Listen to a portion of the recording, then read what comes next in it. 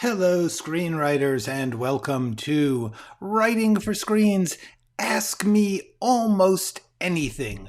My name is Glenn Gers, and I come to you every Monday through Friday, if I can make it, at 3 p.m. Pacific Standard Time.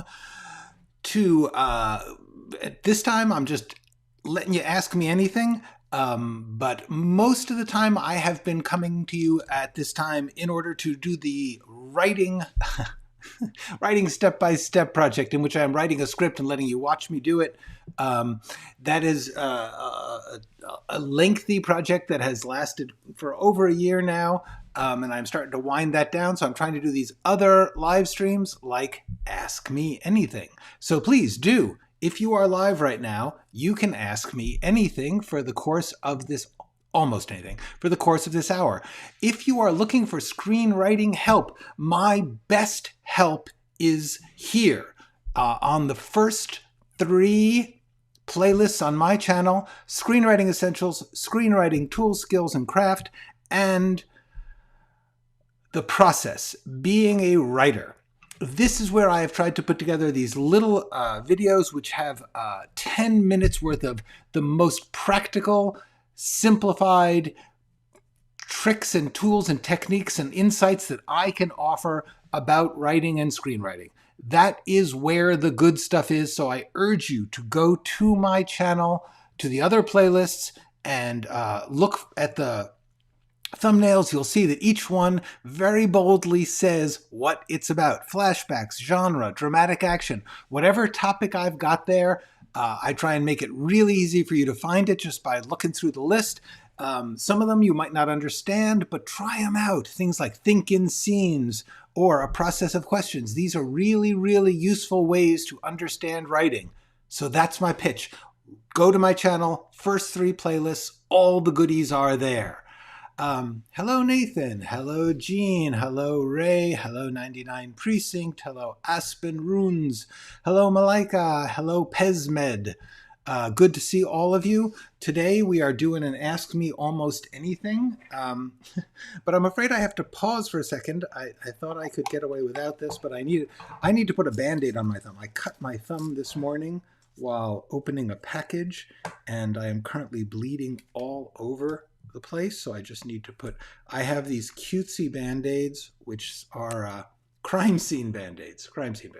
Anyway, okay, I'm fine now. Sorry about that. I tried taking off the Band-Aid because I thought, oh, that's going to be distracting if I'm gesturing.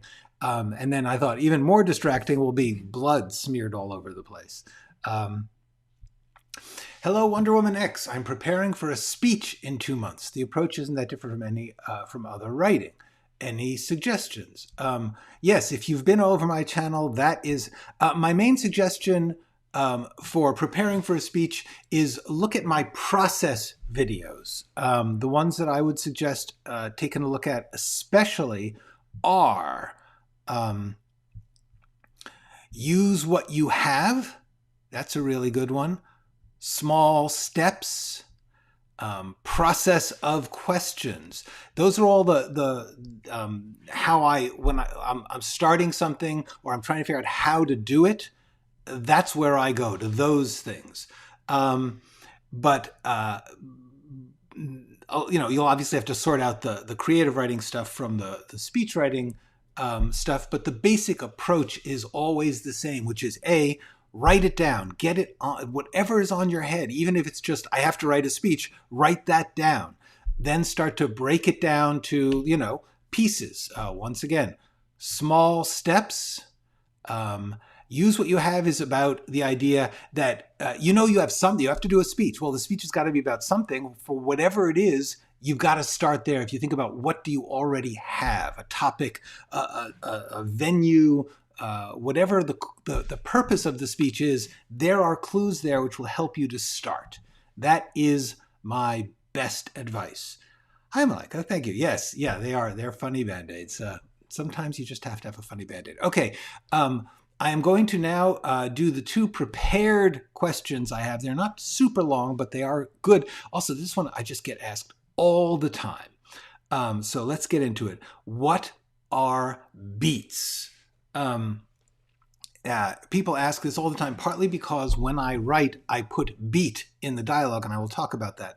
But here's the main thing about beats.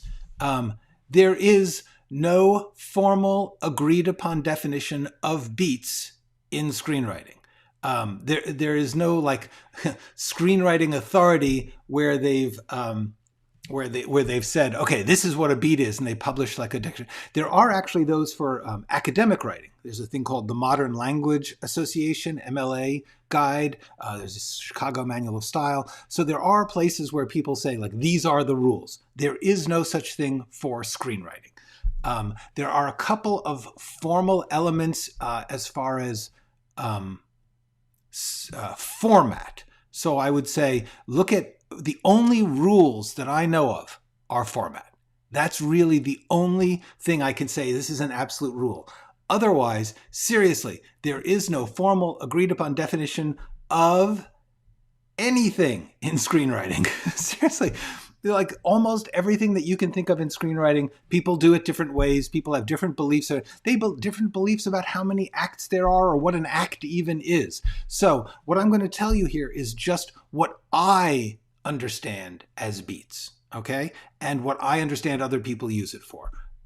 So the first definition that I know of is when people talk about a beat sheet, or the beats of a scene, they are very often essentially talking about an outline. Especially when it comes to television, they work out a beat sheet for each episode. That beat sheet is essentially an outline. It's breaking it into scenes, and then each scene is broken into subsections where the different things that have to happen. So the first definition of beats, it relates only to a beat sheet in that for some reason, at some point in television, they started to say, hey, we need to break this down into beats, which, by the way, they meant scenes. And I urge you to remember the most important thing that I know of: think in scenes. If you think in scenes, you got the beats. You're okay. So that's hi, Amina. Good to see you. So that's the first definition of beats. In other words, that a beat sheet for a feature or a television episode is simply a list of scenes, which, as you know, it's my definition of an outline. Everybody has different definitions. There are no formal agreed upon definitions of anything, including what an outline is. So therefore, all I can say is when you break something down into scenes, that's what they call a beat sheet usually, or the big moves of the script. Like this is the sections, and this is the problem, is that there are no definitions of this. So the only thing I can say is when people say, "Hey, do a beat sheet," what they're really saying is do an outline. And therefore the word beat in that case means a scene, a section of script. Within a scene, though, there will be smaller steps very often. Those are also called beats. This is the hardest part. Now, a lot of this is that, for instance, if you have a scene and like 4 things have to happen in that scene. Joe comes in and says he's going to lunch. Then Mary says, hey, while he's at lunch, let's rob his desk. You know, whatever those steps are, that's the beats of that scene in that parlance, in that way of talking. That sort of comes from method acting. Method acting also uses the term beat often to mean a section within a script that is an action that leads to an adjustment. This is how I often use it. In other words, when I'm breaking down a scene, if I'm saying, okay, what has to happen in this scene, okay? And you've seen me do this if you watch the screenwriting step-by-step, especially lately when I've got finished scenes to look at. I'll say, here, look at how this scene works. Look at the beats of this scene. So what I'll say is, like, in these 5 lines, she is trying to reassure him. And once she does, he starts planning the next part of the mission. So there's 2 sections, and there's an adjustment where he accepts the reassurance and begins to plan. In other words, when he gets on board. So those are 2 beats within one scene. and often there'll be something, but an adjustment is when somebody makes a change. They react to what is happening for the other person or in the scene, and they do something differently. They decide, oh, I'm going to handle this. I'm going to accept this, or I'm going to resist this. I'm going to try and confuse them. Whatever it is that they're doing, when they make a mental adjustment, a change in their thinking about how they're going to behave, I call that a beat. But that's just me. Like I said, there's no rules. However, the other way that beats, an adjustment, like I said, is an adjustment is when a character is following one action and something makes them change. In other words, they go to the kitchen and they say, "Can I have some pie?" And the cook says, "No, we're saving it for the guests." Now, at that point, the person who asked for the pie has to adjust. They have to say, either they accept it and they say, "Okay, I'll wait till the guest comes," and they leave. Or they might say, "Could you break the rules and give me some pie now?" Okay, that is where they are trying to persuade the cook. Then, if the cook says no, and what's more, I'm going to report you, and that's the cook is now making an adjustment. They have given the information, and now they've been bribed, and they say, "No, you should not ask that. That's bad. I'm going to report you to the master of the house." I have no idea what kind of house this is, by the way. Some grand servant place, I guess. Anyway, at that point, the person who was asking for the pie says, oh, please don't, pretend this never happened, and they leave. Okay, so each person made several adjustments. Sometimes that's just one line. Sometimes it goes on for 2 lines. They'll say, "Oh, please, won't you consider, I'll give you something later." They keep trying to persuade them. That's a section of action where they're following the same action, trying different modes of it. Then they will make an adjustment and change. That's what my understanding of an adjustment is. It's an acting term from method acting, where the actors had to break down their scenes. They were asking themselves, what am I doing when I say this line? And that is the key. The key to all of this is dramatic action. Please watch that video. And what I mean by that is the actor and the character and the writer all have to be saying, what is this person doing when they speak, when they act in a scene? That's the center of dramatic writing. What are they doing? And I urge you to watch that video for that reason. Okay, so by the way, Nathan, I see what you're asking, and I will get to that, but I want to continue this little section, and then I will do that. So the third definition of a beat is a small pause. In other words, they take a beat, they take a rest, they take a small moment, a rhythmic change to make a mental adjustment or hold back something, whatever it is. There's a beat, and I put this in the dialogue. I will show you a sample. Jasper says, "Don't you realize the barbarians at the gates? We have to sell now, cut our losses, try to survive." Beat. Maybe Frank will buy some of our inventory. He was always kind of stupid. So that beat is when Jasper is making an adjustment. He's making a change.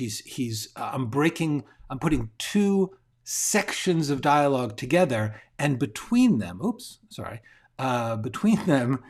he is taking a beat. He's taking a moment, a change. Usually there's people, when they are thinking before they speak or when they are changing their feelings, they tend to take a little tiny pause. And that is that meaning of beat for me. It's that little parenthesis there in the dialogue. It's called a parenthetical. It's in the format video. Just let me remind you of that format video. Here you go. Hold on. Okay, check the format video to understand what a parentheses in dialogue is. A little bit of stage directions in the middle of a speech. Okay, so I personally like to not have this kind of speech run into one piece. In other words, there's really two sections to this speech. So I like to put a little break there.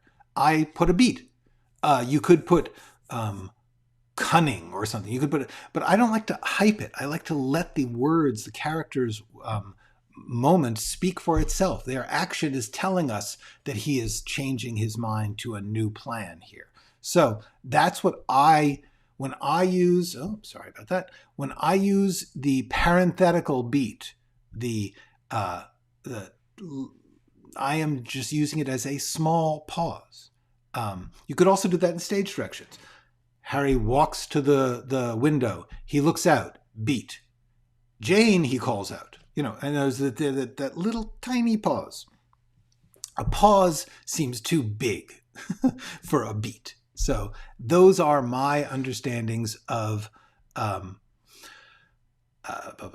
beats. That's what I think a beat is. Now, as far as Nathan's question, what videos am I working on? Okay, let me just quickly look at my script list.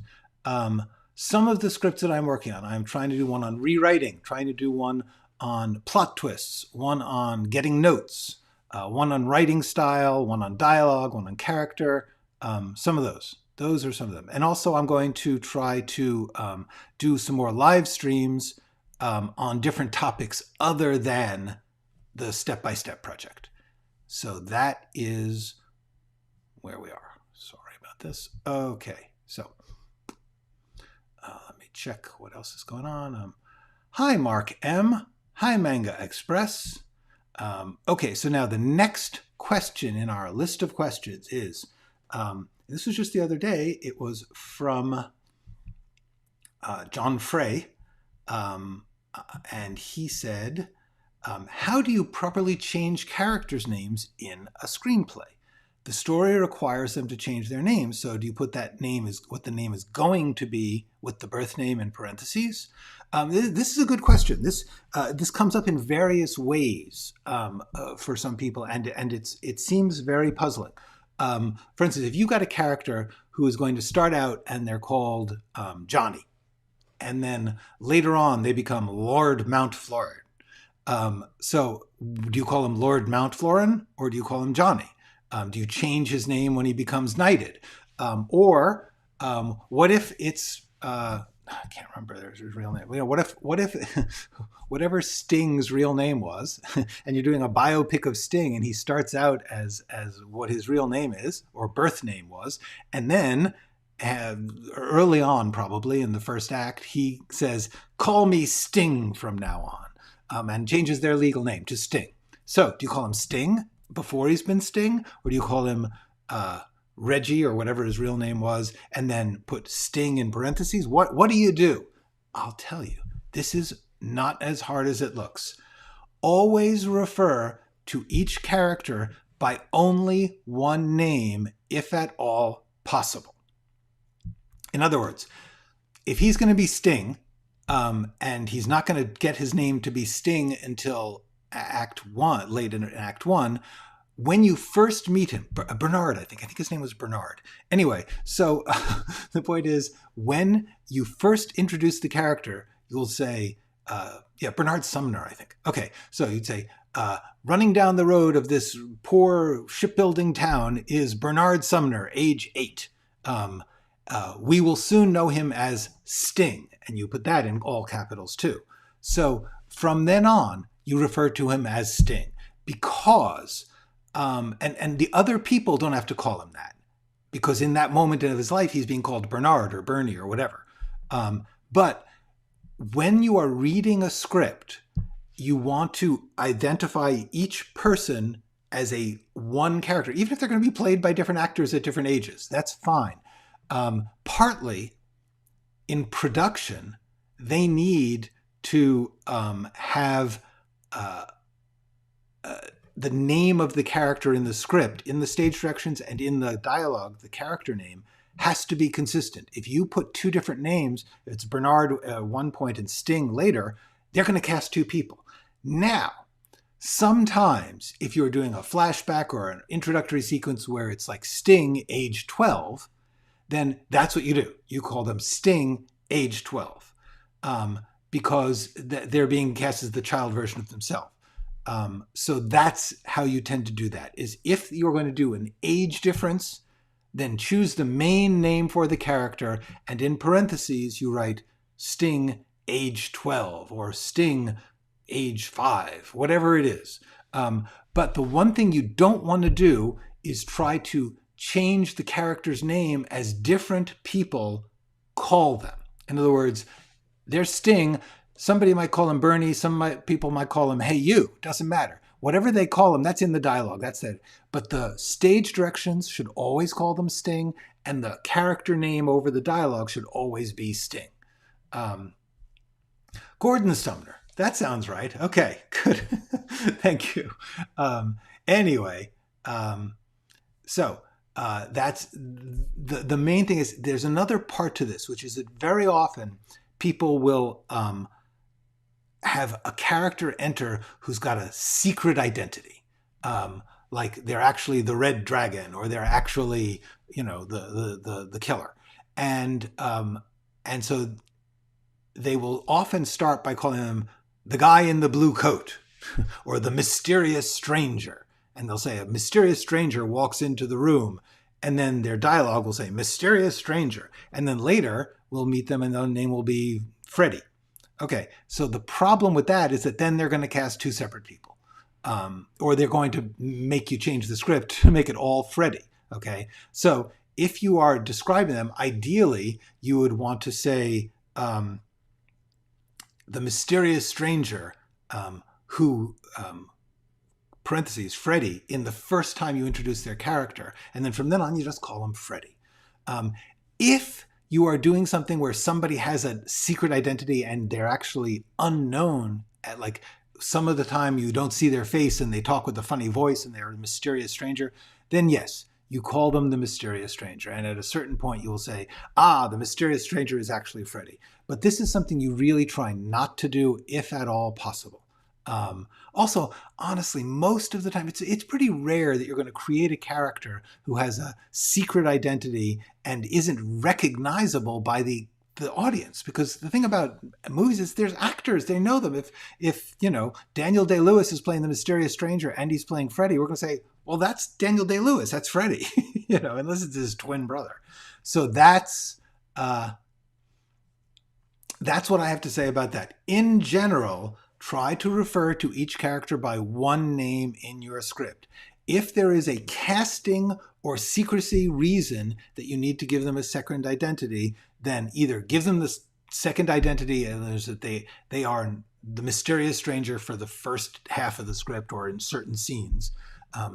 If they are at different ages or they're later going to change their name, like somebody is named Priscilla and then later she marries, her name is Priscilla Corrigan, and then later she marries Mr. Goldstein and she changes her name because she's old-fashioned that way, so she becomes Priscilla Goldstein.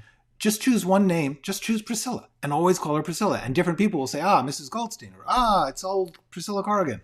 You get it? Okay, good. All right. Now, questioning story ideas with 6 questions and getting up on wants and goals. What do you do when you notice that a character has 2 wants? Okay, I have discussed this in another video, the question of can somebody have more than one goal? Yes, but usually one is more important. If they have 2 completely separate goals that are, sometimes that means that they're in conflict, and one of them is going to win out. So that's the main goal. If they actually have 2 completely separate goals, the question is why? What story are you telling then? If they have 2 completely separate goals that aren't related in any way, where like you use this goal to get to that goal, or you're going to win the lottery so that you can get married, well then getting married is actually the goal. The tricky thing happens that sometimes somebody starts out thinking, I want to be rich. And then they find out that they actually want to be rich because they want to be loved and respected. So their real goal is loved and respected. If that it happens that they go through several stages to figure out what their goal is, that's cool. Then they have one goal and they have made many steps towards it. Is that making sense? I think it makes sense. Okay. So Malika is writing a story of an estranged father who wants to save his family business, but when his daughter comes down, now he wants his daughter's acceptance. Well, here's the question. Are those two things related? In other words, will he get her acceptance by saving the family business, or is saving the family business actually getting in the way of his or her acceptance, in which case he's got to make a choice. Whichever one he chooses, that's the main one.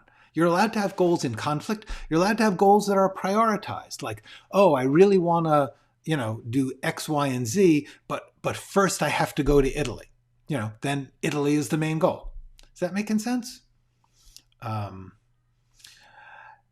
This is Kitschy. Hello, I was reading the OK thriller, Taking Lives, and the character changes names 3/4 of the way through, and the writer says, Colt will be called Asher from now on. Yeah, it's very possible. Like I said, there are absolutely no formal agreed upon definition or rules about almost anything in screenwriting. So therefore, yeah, it's possible that some writers just say, hey, from now on, I'm going to have this character change their name, and they do that. That's okay. They can do that.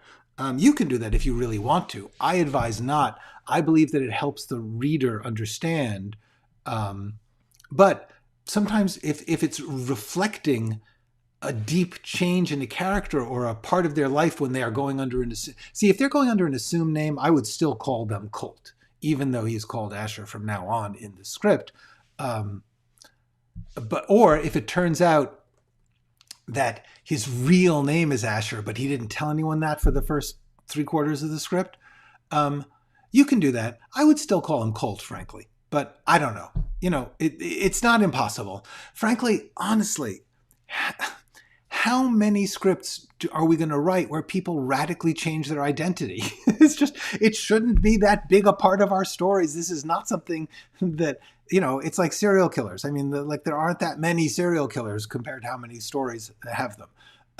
So all I would say is, yes, under odd circumstances, you may break my rule, but in general, the thing I want to teach you is the principle that you want to try and use consistent names of locations, consistent words to describe consistent things. It just helps the reader. Okay. You see, this is interesting. He is a serial killer who takes the identity of the... So his real name is Asher. The point is, he has been under the identity of Colt because that's the last person he killed, and now we are finding out he's actually Asher. Yeah, that's okay. It's okay. I'm not sure. It depends. It obviously depends on the circumstances of the script. My basic feeling is this really shouldn't come up that much. And when it does, you need to sort out for yourself what's the most important thing in your script. If the most important thing is the impact of this person revealing that they have a different name and you want to change their name 3/4 of the way through, do it. It works. It's fine.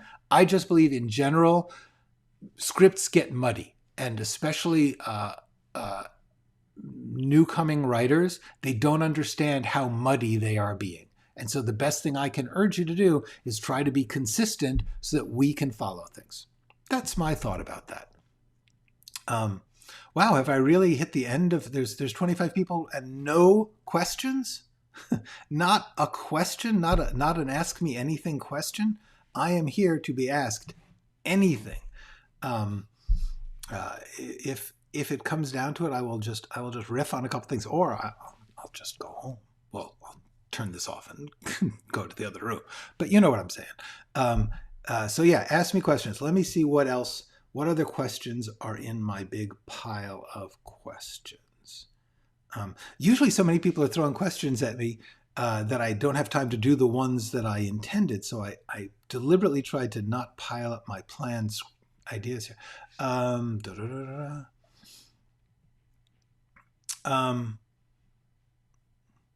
right. Somebody asked about describing things, about describing everything up front. And so I'm gonna talk about that. The basic question here was, like when you enter a room, when a character enters a room, when a scene begins, do you describe everything in that room, even if it's not going to come up until later in the scene? And my answer to that is no. you don't. That's a holdover from playwriting. Stage plays are written that you describe the entire setting and each of the characters at the opening of the play or the opening of the scene, and then everyone just acts within it. You don't say, oh, there's a window over there when he goes to the window. But in a screenplay, you don't do that. You just describe whatever the initial impression is, and then you go with the flow, and when the window is important, you describe the window. Okay, so that is, the answer is, in script writing and screenwriting, you do not want to overload description at any point. No matter, when there's a really important moment that has to be described in detail, you want to build to it, and then still you want to keep it as spare as possible and see if you can layer in parts of the description earlier so that the key moment is not going to take a full page of description. That is the answer to that. Okay, Jeff Masterman just broke ground on a Western. No, not at all. Pure Westerns are actually kind of, who knows? But my impression is, in the current landscape, different companies are looking for different things. Like, it used to be that studios and networks all were doing the same thing. Like, if Friends was a big hit, everyone then said, we're doing half-hour sitcoms with groups of people in apartments. That's it. And everyone was trying to do that. Recently, it has occurred to people that the thing they want to do is, if there's a big type of hit somewhere, yes, you try and do one of those, but you also try to get the other parts of the audience who don't like that by going against that. And so you try all sorts of different things. Streaming has changed the conception of programming and filmmaking because they are trying to build libraries. And ideally, they're trying to build libraries that have slots for lots of different tastes that you'll stay on their channel. So therefore, if you're in the mood for Westerns, yes, there may be a Western channel. In fact, I think there is a Western channel. But the other networks will be like, we should probably have a Western if we can find a good one, especially in our style, a horror Western or a rom-com Western or whatever it is. But also at this particular moment, September 2022, Westerns are kind of hot-ish, partly because of Yellowstone. Yellowstone has been surprisingly successful for the Paramount Plus network. And so there is a little edge for executives of, well, there is a American Western vibe that a lot of people find reassuring and therefore are looking for right now. So yeah. Okay. How much of what one learns from script writing can be used for novel short story writing? Excellent question, M. The answer is a lot. The things that it's actually kind of easier to say the things that aren't shared. The things that aren't shared are the format. The novel and short story writing is as flexible as words and thoughts. You can write anything in a novel. You can write direct to the audience. You can write poetry. You can write descriptions of little tiny things. You can take your time to lay out the scene. You can tell the entire history of a character. You can say what people are thinking. These are all things you can't do in a screenplay. However, the basics that I'm trying to lay out about what a character is and what a story is, thinking in scenes, remains true even if the scenes are not divided by a format line. You still, I think you'll find, and it gets complex, but you'll still find yourself writing sections of story, and those are scenes. And that scene may have many layers within it, but it's still, at some point or other, as a beginning, middle, and end, each part of the story is a scene. So I believe that part of it, and the idea of outlining as making a list of those scenes, I think that's really, really useful no matter what. Like, if you're writing a novel and it's fully experimental and it takes place in somebody's head, there are still sections of the story within that flow of stream of consciousness. And so for me, it's useful to list those in the outline. So I find that really useful. But then basically the idea of a character, of a story that is following a character, the only thing about novels and short stories is that they tend to be more expansive. For instance, in theory, a script is really, tightly woven around a single dramatic action, a single story. And there may be many steps to get to that, but it's really one. Novels, in theory, you could tell the story of 4 sections of a character's life. And the big picture of their life overall, you do want to think about as the unifying force. But each one of those sections of their life could be very different. There's a book called Olive Kittredge, which was turned into an HBO miniseries, which was really good. And that's very much different sections of this woman's life, older woman's life in Maine. But tons of stuff like that. The main thing is, I would say, what you learn from script writing that's useful is what you think is useful. If there's an insight, like I've been talking about process, the idea of using what you have, the process of asking questions, the idea of set pieces. Although you can have a lot more set pieces in a novel, you still have them. The idea of a theme. I'm looking at most of my lessons and I'm feeling most of those would apply to other forms of art than scripts. They would go to novels, also to video games, quite possibly. Okay.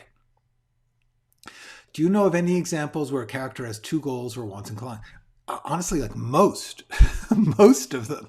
Think about like Inception, okay? Without too much spoilering, he's got a goal of completing this mission in order to get home to his kids. But at the same time, he's got other goals about protecting the people that he's working with. And then the goals within the mission are completely separate from the goal of getting home to his kids. And in some ways, these are all in conflict. Just about every story I can think of, honestly. I'm having a hard time thinking about like The Sea of Love, Al Pacino, Ellen Barkin thriller by Richard Price back in the 80s, 90s? I don't know. But anyway, it's about a cop, a divorced cop who is assigned to try and he's trying to find a serial killer, and the serial killer apparently finds their victims by personal ads in magazines. This is back when they had, before phones and Tinder and things, they had personal ads in magazines. And all of the men who were murdered in this serial killing were murdered by someone. They all had personal ads. So he decides to try and trap the person by putting an ad and seeing if he can lure the killer.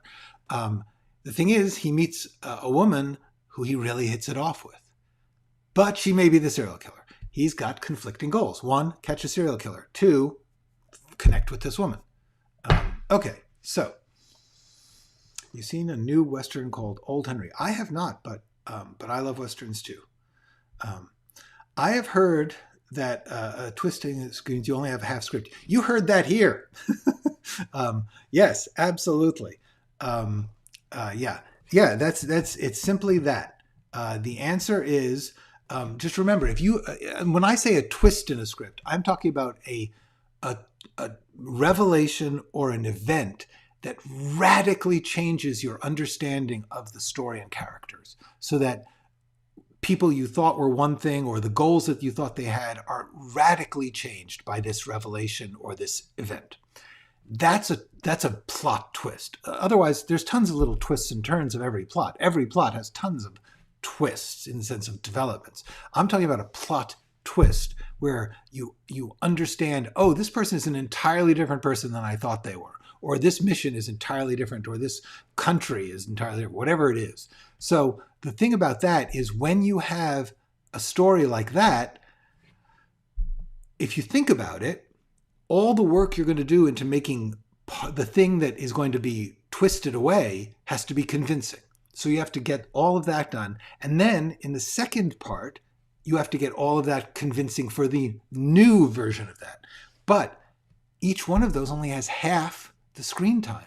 or proportionally, whatever it is. So therefore, the answer is, yeah, it's a big problem with plot twists.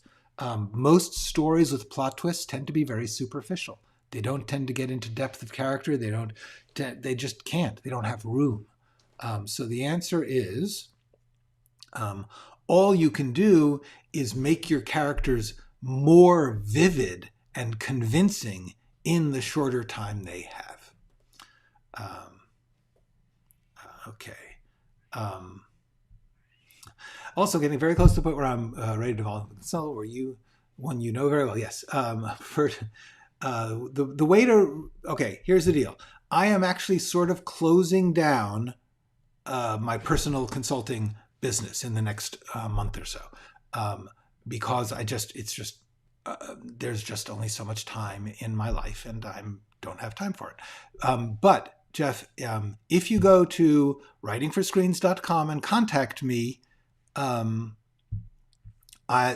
first of all, the information about my consulting services are currently up there, and second of all, that way you can ask me directly.